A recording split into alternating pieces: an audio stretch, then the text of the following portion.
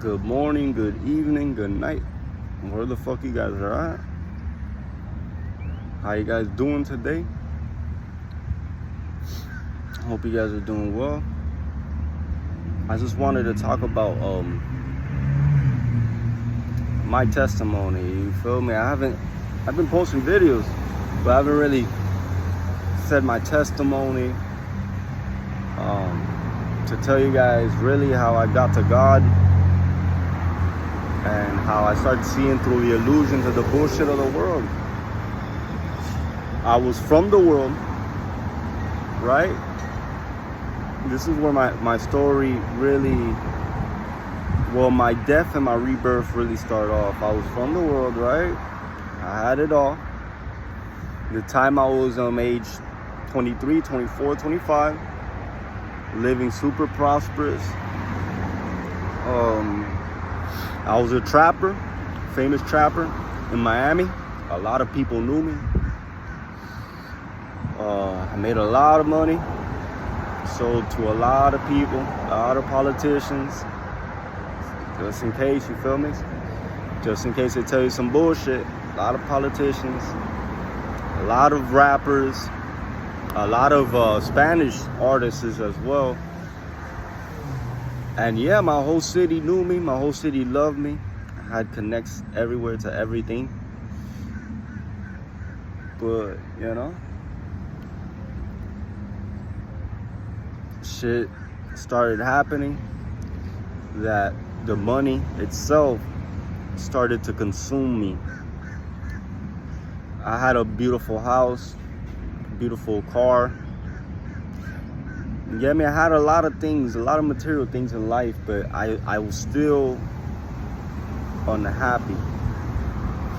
I would find myself at night just off an endless shroom trip, smoking like 10 blunts minimum a night. So I'd smoke like 20 back to back with shades like this, looking out at the night sky, but just crying and crying.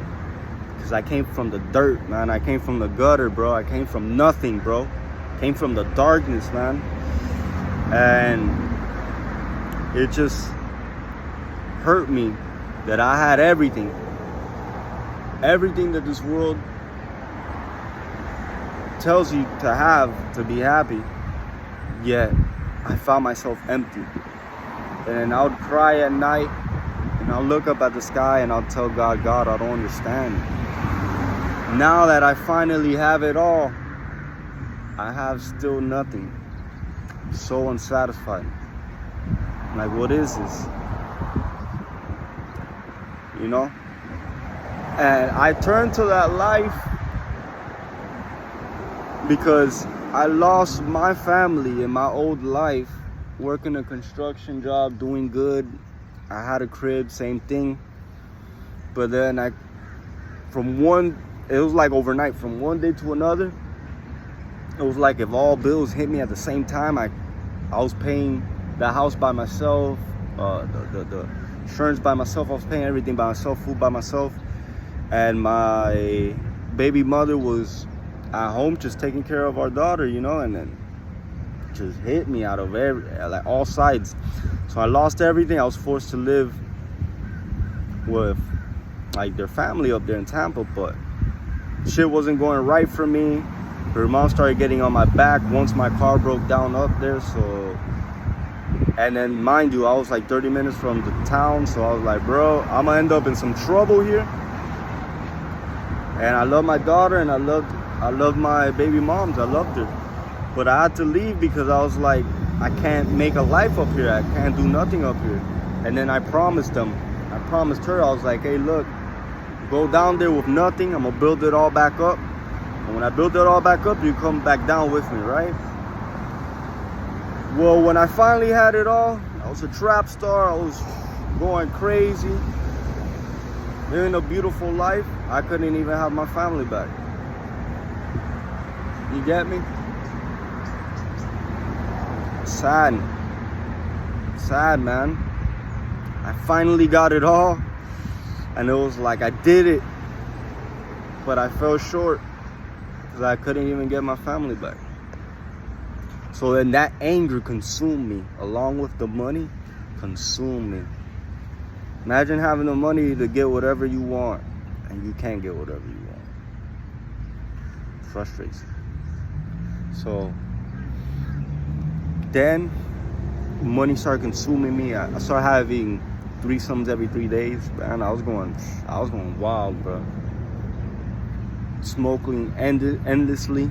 I started feeling above people, because when you get a lot of money, you start to feel like you're above people.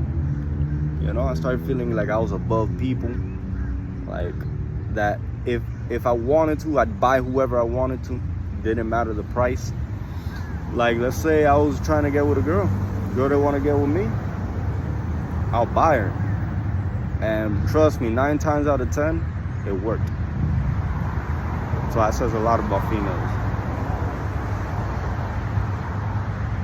But it says a lot about me as well. So then, yeah, man, I ended up losing it all because I got in a fight with one of my coworkers. He told me some crazy shit, you know, and at that time I was definitely the last person to take some type of shit like that. So we're working, man, and I'm slanging, man. I'm slanging back and forth, man. I'm trying to get these people out of here because the trap house was full. And I don't want nobody to run up on us while the trap house is full. So I'm just here serving it up, trying to get rid of people. And then the other gentleman I worked with, he wasn't really doing much, and he was supposed to be the one packing it up. I was just supposed to be the one transactioning, right? So this man, in one of them shits that I'm in and out, trying to get the people out of the room, serving up, and one of those missed, he looked at me and he said, man, I feel like slapping the fuck out of you. He told me like that. Bro, I swear I didn't give a fuck about anything. I stopped the line, I stopped everything, I stopped everybody. I just looked at him, bro. And I'm telling you, at that moment, I knew something was terribly wrong with me, is when I just gave him that death stare, bro. That stare that, like, he saw that in my eyes there was something blank, like that I wasn't there. And all I thought in my head was bloody fucking murder, bro. That's all I thought. I didn't even think about, you know, like, I didn't even think about fucking trying to work it out or not. Bloody fucking murder, bro. I looked at him and he piped down, bro. He got so scared that he packed something up and he gave it to me like that, scared. And I told him, bro, I'm gonna get rid of the line now. When I come back, watch, we don't talk. Bro, I got rid of, boom, boom, boom, back and forth, I got rid of the line, right? When I get in there, I told him, what the fuck's cracking, bro? Oh, what's up, nigga? All that shit you talking, bro? Nah, you know, cause he softened up. Nah, you know, cause, you know, the line and this and that, blah, blah, blah. I'm like, bro, dog, look, bro, I was trying to do that because what are you gonna do? I told him, what are you gonna do if they run up on us right now and we got this whole line here? He couldn't even answer a question. I'm like, exactly, you fuck ass. You get me? I was just going off, man. Excuse my language, I was just going off, you fuck ass motherfucker, man. I was like, bro, you don't know I do that? I do that shit for you because I love you, nigga. But I'm like, but you be playing with me too much, bro. You playing with me too much, bro. And I'm gonna leave it at that. But bro, mind you, the whole night I couldn't sleep, bro. Just thinking about that infuriated me. Like, how is this nigga gonna think he gonna play me? He gonna talk to me like this, dog? And I was crazy, bro. And I was always riding around with a strap, and I was always beating niggas, fucking niggas up to the verge of death. I was on some shit, bro. So, and bro, I didn't even sleep that whole night, bro. I kid you not, bro. It was like off of speed, but it was off pure rage. I didn't sleep the whole night. So I woke up in the morning, I went to the spot, you know, because I work from morning to night. And bro, my other coworker that was there, I just blew up. I was just like, bro, I started saying, bro, I'm gonna fucking kill this nigga, bro. I don't give a fuck, bro. I was already on some wild ass shit, bro. I was like, nah, fuck that, da da da. And then, long story short, he calls that co-worker in the daytime, calls our boss, right? And our boss comes in and he tells me, hey, look, bro, I heard about the problem you guys are having. He's like, but you know the spot can't get hot, bro. And I agree with him. Now I look back, I agree with him. I'm like, yo, you know the spot can't get hot. He's like, bro, you got either two options. You either make amends with him, you know, cause I told him, bro, I don't want to work with that nigga no more. He's like, yo, you either make amends with him or you gotta get out. I was like, man, fuck y'all, give me my money, I'm out. like that, bruh. And then he gave me my money. I was out. I left, and that was the beginning of my downfall, bro. God told me, and like my ear told me, day by day, I'ma take everything from you. I'ma strip you of everything till you have nothing. And then I started like panicking, crying. I was like, no, God, please don't do this to me. Please don't do this to me. Please don't do this to me. He's like, I'm gonna set a famine upon you. Day by day, you'll lose everything. And it happened just like that. Day by day, things started like, I started losing more and more and more, eventually to a point that I couldn't even pay my car note. I couldn't even pay my rent. I couldn't even pay nothing, bro. So, and this is the second time I lost everything. First time I lost everything was when I had my family. And I lost them. And second times I lost everything, I lost all my material possessions that I built up again. My house, my car. I was driving a Dodge Challenger. Lost my strap. I lost everything. I lost my gun. I lost everything. I was stripped of everything. And I remember, bro, as I'm leaving my house, after I lost everything, I packed up everything. God spoke to me, and he told me, I'm about to send you into the wilderness like I did Moses. Do you trust me? That question defined my life right now and everything that happened after that point. I answered undoubtedly, yes, trust you. Opened the door, I left. Man, and from what happened there was crazy. I had all my clothes in my car. Well, it was one night I was at my friend's house. My car just got fucking towed with everything inside my car. I ended up losing everything in my car. I ended up recuperating some of the stuff, but mainly I lost everything. And how I tell you God is real, how you know God is real, there's no doubt in my heart, in my mind, in my soul, my spirit that God is real. I had nothing. The only thing I had on me was the clothes on my back and a Bible that I bought during that life. That's all I had, because something told me while I was in that life to buy a Bible. I think it was God. Maybe it was God.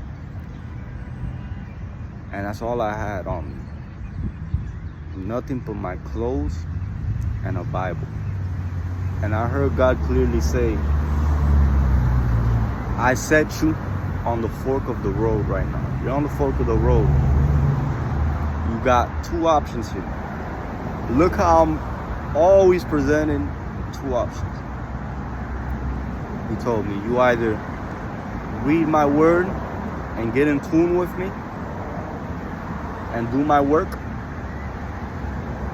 or you don't do this, you keep following the same path you are, and you die a horrible death by your own rage in the streets. Bro, I just started every day. I had nothing, man. I had like an identity crisis, man. Imagine going from here to smack over here again, and then coming from here, coming from the bottom, rising all the way to the top, and then smacking the ground again. Bro, I had such an identity crisis. I didn't know who the fuck I was. Like, I had this painted picture that I was this playboy. I had all these bitches, bro. I had these bitches in line. I had all this money. I had all this blood. I had all these niggas on my line, bro. I had this money coming in back and forth. I had a trap spot that they loved me. They acted like they was family. You get me? They behaved well with me, I'm not gonna lie. But where are they now? You see? So, bro, I lost everything. I only had the Bible and the clothes on my back. And I just started studying the Bible every day. And then people ask, damn, bro, if you lost it all, you could have just gone to your family, or you could have gone, right? The same people, look how God is intentional. The same people I was sponsoring, my whole family, same people I was helping, making money, bro. I remember the first day I hopped out of jail, I gave my mom $400 because I was worried about her. She wasn't even worried about me. She didn't even know I was locked up. She's wild, bro. And then, bro, coming to see that all the people you helped were the wrong people to help, bro. Because at the end, everybody turned their backs on me and left me to die in the streets, to die like an animal. And all I had was a Bible, bro. All I did was put my faith in God, bro. Those days I was starving. I starved for a whole month, man. And I walked down this path that I usually always walk down now, and I made a covenant with God, bro. It felt like I was dying, but like the trees looked so beautiful. It looked like heaven. The birds were singing, but they were talking. And it's like if I made a pact with God in that moment while I was reading the Bible, starving, hungry in the streets. And it was beautiful. It was like, he's like, you gotta die to yourself now. And it was crazy because every day I would stink. So it assimilated to me, like in my flesh I was dying. I would stink. And I did. That person died. Like, because this person you see here is a new creation. But I acknowledge that old person. I don't let that person die completely. That person will always be some type of part of you. You gotta acknowledge that. Can't forget it. And bro, made a covenant with God. God spoke to me. He told me, walk my path every day.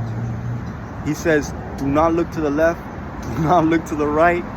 Walk my path every day. Walk it. Walk it. And that's all I did, bro. And I walked his path. And ever since then, I've never looked back. And all I've been doing is serving the Lord now. Pushing his will. And this is what I'm going to tell you, bro. The least person you think to help you is the person who's going to help you the most. Because the last person I thought who was going to help me was my childhood best friend, Carlos. Because he had his own things going on as well. He had his own life, his own things going on. And this was the only man, bro.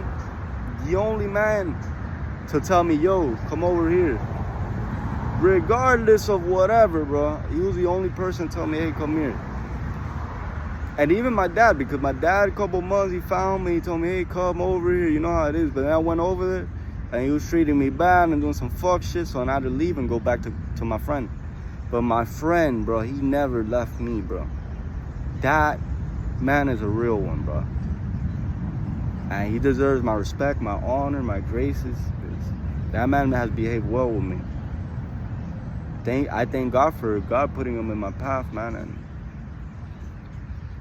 ever since that downfall, it was like I was reborn again. God made me a new creation. He started teaching me his word in a way that I know many can receive his word like I have, and understand his word to the capacity that he has allowed me to. And now I know my true purpose in life. I had an identity crisis and I thought I was that person. But in reality, I am right now who I am. Right now, you see right here, bro. I'm a man of God. And I will spread his will as far as I can, far beyond my capacity. Because he saved my life at the verge of death.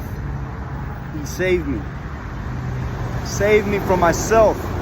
But at that trajectory I was going, I was either going to kill somebody else or somebody will kill me. But I'm too real to die like that, bro. That was not going to happen. So I was going to kill somebody and end up in jail, bro. For real. That was just the way it was going to go. One way or another, bro. And yeah, I say all of this and I tell you this story of my testimony to tell you guys, you're never too far from God. God is right there with you the whole time. Probably the whole time I was trapping before even that. He was just talking to me, trying to get to me, and life spoke, or I wanted to hear life. I felt like life spoke louder, but I guess I was just paying attention more to life than him, because he whispers. whispers gently. And maybe I was paying attention more to what was going on in my life than to him, but I learned to shut life off. You got to shut life off. Forget life. This shit doesn't matter, bro. One moment you're here, the next you're gone, bro. What matters is the will of God being done. The will of God needs to be done. And God told me, if the whole world works for money, then who works for me? And I realized I'm like, somebody has to do it. If I don't do it, then who will? Who's gonna come and study the word to the capacity that I have to save humanity from their damnation? And I'm not saying I'm God or Jesus Christ. I don't have his capacity. But fuck, I could try, bro. I could do the very best I can to my ability to push the will of God and his word and bring many to his kingdom. And that's all I do nowadays. I am the general of God, leading his armies. He has showed me my true purpose. And now he showed me my true purpose within him in this life. I will never let it go. And I will bring many to God. And I will let many know of what God has done for me. So if you like this video, you think it's inspirational, you think it has some type of fruit to it, share it, man. Like, share, subscribe. Share it, man. People need to hear this, man. The world needs to hear this. It's time to wake up, man. God is calling you. God is at your door knocking. And all you got to do is open. The King of Glory is there. It's your everlasting gates. All you got to do is let him in. Thank you guys. Love you guys. A quick prayer, lead you guys out. Dear Heavenly Father, thank you for today. This beautiful, beautiful Sunday that you provided me with. This life you have given me. This ability to speak. These beautiful, eloquent words that you have put in my mouth and my will. I truly believe, God, that my mouth and your mouth are one. And you are speaking through me, God. So speak these beautiful words unto these people. Heal these people, God. Heal them from their misery, God. Heal them from their wounds. Heal them from their depression, their anxiety. Heal them, God. You are God of the outcast. You are God of the outcast. God, you're the King of pain, the God of pain, the God of glory. Because through pain is beauty, God. Bring all these beautiful outcasts to you, God. These are your people, God. They know it. Your sheep will recognize you by your voice. They know your voice, God. Bring them to you and bring them to your glory, God. And bless them with abundance and prosperity and love and gifts and the beauties in life that you have in store for those who truly love you, God. In the name of the Father, the Son, the Holy Spirit. Amen. Thank you.